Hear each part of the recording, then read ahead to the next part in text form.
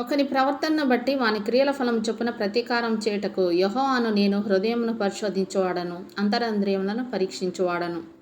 Praise the lord. యూట్యూబ్లో ఈ వాక్యం వింటున్న ప్రతి ఒక్కరికి మన ప్రియమైన యేసుక్రీస్తు నామములో శుభములు తెలుపుకుంటున్నాను.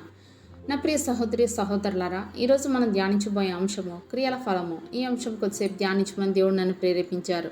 అయితే వాక్యం మీ దాకా చేరిందంటే దేవుడు మీరు ఈ వాక్యం వినాలని కోరుకుంటున్నాడు కనుక ఎక్కడ స్కిప్ చేయకుండా పూర్తిగా వినండి.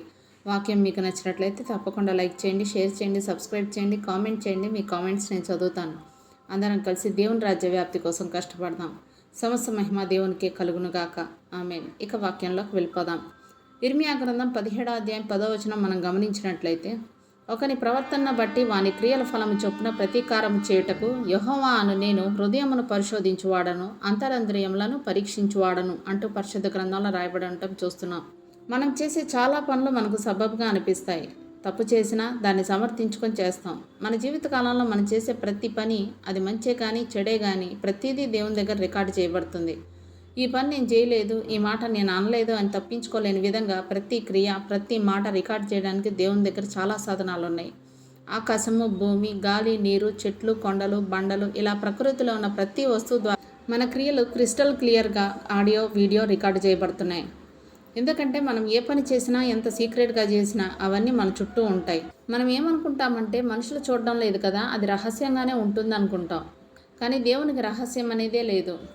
దేవుని దృష్టి యందు మనం తప్పించుకోలేము. చెడు క్రియలకు, మంచి క్రియలకు వాటి ఫలం మనం అనుభవించాల్సి ఉంటుంది.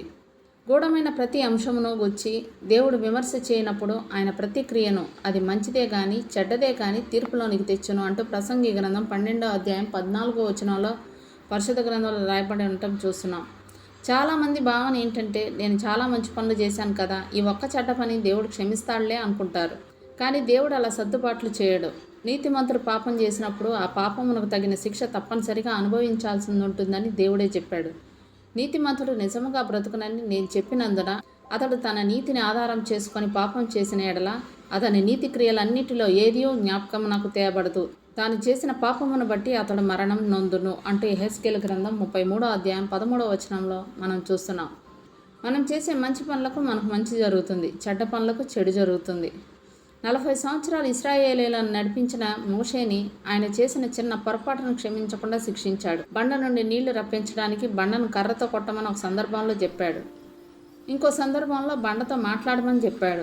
అప్పటికి మోషే వయసు 120 సంవత్సరాలు. ముందు సందర్భంలో బండను కొట్టమని చెప్పాడు కదా అని మోషే పొరబడ్డాడో, లేదా ఇశ్రాయేలుల అవిధేయతను బట్టి చాలా కోపంలో ఉండి బండను కొట్టాడో కానీ బండతో మాట్లాడమంటే కొట్టినందుకు దేవుడు మోషేని శిక్షించాడు.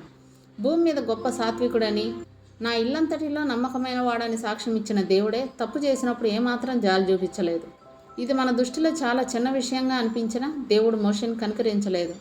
అలాగే మనం చేసే క్రియలు మన దృష్టిలో చాలా చిన్నవిగా, అసలు తప్పే కాదన్నట్టున్నా వాటిని కూడా దేవుడు లెక్కలోనికి తీసుకుంటాడు.